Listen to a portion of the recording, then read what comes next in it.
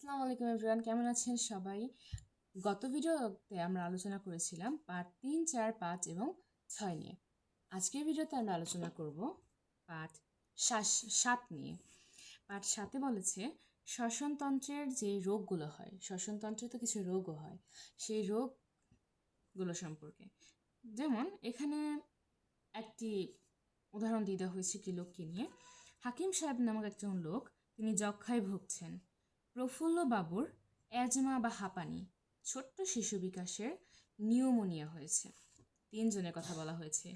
হাকিম সাহেবের যক্ষ্মা হয়েছে, প্রফুল্ল বাবুর অ্যাজমা বা হাঁপানি যেটাকে বলা হয় সেটা হয়েছে, এবং ছোট শিশু বিকাশের নিউমোনিয়া হয়েছে। কিছু প্রশ্ন করেছে এখানে। এই রোগগুলোর কারণ কি? কী ধরনের সাবধানতা গ্রহণ করলে তাদের এই রোগ হতো না? এই রোগগুলো প্রতিকার কি? এই রোগগুলোর লক্ষণ, কারণ, প্রতিকার, প্রতিরোধের ব্যবস্থা জেনে নিলে রোগের আক্রমণ থেকে অনেকাংশে পরিত্রাণ পাওয়া সম্ভব। এই প্রশ্নগুলোর উত্তর আমরা অনেকটি এখানে জানার চেষ্টা করব, এবং আপনারাও আমাকে কমেন্টে জানাবেন এই প্রশ্নগুলোর আচ্ছা, প্রথমে রয়েছে যক্ষ্মা, যেটা হয়েছে হাকিম সাহেবের। যক্ষ্মা একটি অতি পরিচিত সংক্রামক রোগ, মানে যক্ষ্মায় অনেক পরিচিত একটা সংক্রামক রোগ, মানে যেটা সংক্রমিত হয়, একজন থেকে আরেকজনে ছড়িয়ে পড়ে, এরকম একটা রোগ। এই রোগ সহজেই সংক্রমিত, একজন থেকে আরেকজনে ছড়িয়ে পড়ে। যারা অনেক পরিশ্রম করে বা দুর্বল বা স্বাস্থ্যকর পরিবেশে থাকে না, আর অপুষ্টিতে ভোগে, মানে এই যে পুষ্টিকর খাবার খায় না, খালি মাংসই খায় আর কিছু খায় না, বা যক্ষ্মা রোগের সাথে বাস করে, তারা এই রোগের শিকার হয়। কারা এই রোগের শিকার হয়? আমরা মনে রাখবো, অনেক পরিশ্রম যারা করে, যারা অতিরিক্ত পরিশ্রম করে, এবং যারা অনেক দুর্বল। এটাকে মনে রাখবো যে যারা অনেক পরিশ্রম করে, খুব কাজ করে, তারাই কিন্তু দুর্বল হয়। কাজ করলে মানুষ দুর্বল হয়, খাদ্য গ্রহণের মাধ্যমে আবার শক্তি ফিরে আসে। অনেক দুর্বল, অস্বাস্থ্যকর পরিবেশ। এবং আমরা আরেকটা কমন জিনিস মনে রাখবো, রোগ, এ ধরনের বায়ুবাহিত রোগ বা এ ধরনের সংক্রামক, এই ধরনের বিভিন্ন যে রোগগুলো আছে, এগুলো কেন হয়? বেশিরভাগ এগুলো হয়, এটার মূল কারণ অস্বাস্থ্যকর পরিবেশে থাকার কারণে। সো এটা থাকবে, যখন আমরা বায়ুবাহিত রোগে আসবো, তখন অস্বাস্থ্যকর পরিবেশের কথাটা অবশ্যই থাকবে। তো যারা অধিক পরিশ্রম করে তারা দুর্বল হয়, যারা অস্বাস্থ্যকর পরিবেশে বাস করে এবং যারা অপুষ্টিতে ভোগে, তারাই অথবা যার সাথে বাস করবে, যেহেতু একটা সংক্রামক রোগ, সে তো যক্ষা রোগের সাথে বাস করলে অবশ্যই যক্ষা হবেই, তো তারাই রোগের শিকার হয়। এইটাই কারণ। এটা হচ্ছে এক ধরনের ব্যাকটেরিয়ার সংক্রমণে হয়, ব্যাকটেরিয়ার আক্রমণে হয়। আচ্ছা, লক্ষণগুলো কী কী সেগুলো দেখি। দেহের ওজন কমতে থাকে ও শরীর দুর্বল হতে থাকে, যে দুর্বলতার কথা বলাই হয়েছে এখানে। আর শরীরের ওজন কমলেই মানুষ দুর্বল হয়ে পড়ে, অতিরিক্ত ওজন কমলে। খুসখুসে কাশি হয়, কখনো কখনো কাশির সাথে রক্ত পড়তে পারে। বিকালের দিকে অল্প জ্বর হয়, রাত্রে শরীরে ঘাম হয়, বুক বা পিঠে ব্যথা হয়, মাঝে মাঝে পেটে অসুখ দেখা দেয়। এগুলো লক্ষণগুলো আমাদের মনে রাখতে হবে, তাহলে আমরা যারা ভবিষ্যতে ডাক্তার হতে চাই তারা শুনলেই বুঝবো, রোগের বিভিন্ন লক্ষণ শুনলেই বোঝা যাবো তার কী হয়েছে। তো এই লক্ষণগুলো আমাদের মনে রাখতে হবে, এবং নিজেদের মধ্যে এরকমটা হলে আমরা বুঝে যাব। আচ্ছা, এই লক্ষণ হলো, রোগও হলো, এখন একটা প্রতিকার আছে না? প্রতিকার তো লাগবে। এই যে প্রতিকার, রোগীকে এই জন্য পুষ্টিকর খাবার দিতে হবে। পুষ্টিকর খাবারের উপরে কিছুই নেই, অসুস্থ হলে পুষ্টিকর খাবার, আর কিছু না। পুষ্টিকর খাবার দিতেই হবে ওষুধের পাশাপাশি। ডাক্তারের পরামর্শ অনুযায়ী দ্রুত চিকিৎসার ব্যবস্থা করতে হবে। এই চিকিৎসা দীর্ঘমেয়াদী, অনেক দিন লাগে, সম্পূর্ণ ভালো না হওয়া পর্যন্ত চিকিৎসা চালিয়ে যেতেই হবে।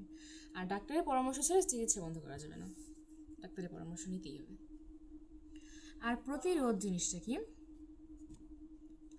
প্রতিরোধ জিনিসটা হচ্ছে প্রতিকার আর রোধের মধ্যে পার্থক্যটা কোথায়? প্রতিকার হচ্ছে রোগ হয়ে যাওয়ার পরে সেটার বিরুদ্ধে এগেইনস্টে ব্যবস্থা নেওয়া, আর প্রতিরোধ হচ্ছে এটা হওয়ার আগেই ব্যবস্থা নেওয়া, যেন এই রোগটা না হয়। যক্ষ্মা প্রতিষেধক, বিভিন্ন টিকা আছে আমাদের, যেগুলো যক্ষ্মা প্রতিষেধক, মানে যক্ষ্মা প্রতিরোধ করার জন্য দিতে হয়, যেমন বিসিজি। এই টিকার নাম কি? বিসিজি। এটা এমসিকিউ আসতে পারে। জন্মের পর থেকে 1 বছরের মধ্যে শিশুকে এই টিকা দেওয়ার ব্যবস্থা করতে হবে। জন্মের পর যতটা সম্ভব শিশুকে এই টিকা দেওয়ার ব্যবস্থা করা উচিত, ছোটো বয়সে দিতে হবে। আর যক্ষ্মা রোগীকে পৃথক রাখতে হবে, কারণ এটা একটা সংক্রামক রোগ, তার কাছ থেকে ছড়িয়ে পড়বেই, এটা স্বাভাবিক, তাই তাকে অবশ্যই আলাদা রাখতে হবে সবার থেকে। সবচেয়ে ভালো ব্যবস্থা হলো তাকে হাসপাতালে পাঠিয়ে দেবো, তাহলে শিশু ভালো থাকবে, মানে কেয়ার থাকবে, আলাদা থাকবে, এতে সুচিকিৎসা নিশ্চিত হয়। রোগীর কফ থুথু মাটিতে পুঁতে ফেলা দরকার, কারণ এসব অসংখ্য জীবাণু থাকে। কারণ কি? আবারও বলছি, এটি সংক্রামক রোগ, ছড়িয়ে পড়তে পারে এসব থেকে, কারণ এর মধ্যে অনেক জীবাণু থাকে, জীবাণু থেকে ছড়িয়ে পড়বে। হাঁচি কাশির সময় মুখে রুমাল দিয়ে ঢেকে নিতে হবে, এটা প্রত্যেকেরই করণীয়, সবসময় এটা আমাদের উচিত। হাঁচি কাশির সময় মুখ রুমাল দিয়ে ঢেকে নিতে হবে। যক্ষা রোগীর কাছ থেকে শিশুদেরকে যেতে দেওয়া উচিত না, কারোরই যাওয়া উচিত নয়, শিশুদেরও তো আরও ভালোভাবে বিশেষভাবে যাওয়া উচিত নয়। আচ্ছা, পরে দেখি নিউমোনিয়া। নিউমোনিয়া একটি ফুসফুসের রোগ। ফুসফুসের রোগ অত্যাধিক ঠান্ডা লাগলে, যখন কিন্তু অনেক ঠান্ডা লাগে তখন নিউমোনিয়া রোগ হয়। হাম, ব্রঙ্কাইটিস ইত্যাদি রোগের পর ঠান্ডা লাগলে নিউমোনিয়া হতে পারে। শিশুদের জন্য এটা কিন্তু অনেক মারাত্মক রোগ, এটা কিন্তু অনেক শিশু মারা যায়, কারণ এটাও ব্যাকটেরিয়া আক্রমণ থাকে। লক্ষণগুলো কী কী? কাশি হয়, শ্বাসকষ্ট হয়, শ্বাস নেওয়ার সময় নাকের ছিদ্র বড় হয়ে যায়, বেশি জ্বর হয়, রোগী বুকে ব্যথা অনুভব করে কাশির সময়। মনে রাখতে হবে এগুলো। এবার প্রতিকার আর প্রতিরোধ দেখি। প্রতিকার: অতি দ্রুত চিকিৎসকের পরামর্শ নেওয়া উচিত। চিকিৎসকের পরামর্শ অনুযায়ী রোগের ঔষধ ও পথ্য খাওয়া দরকার। বেশি করে পানি, তরল পদার্থ পান করতে হবে, পুষ্টিকর খাবার খাওয়াতে হবে। দেখছেন, পুষ্টিকর খাবারটা আছে।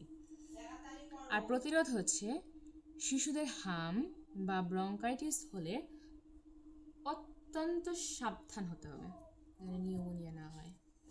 আচ্ছা, ব্রঙ্কাইটিস জিনিসটা এখন কি? এতবার শুধু ব্রঙ্কাইটিস করছে। ব্রঙ্কাইটিসকে এখন দেখে আসি, ব্রঙ্কাইটিস জিনিসটা কি।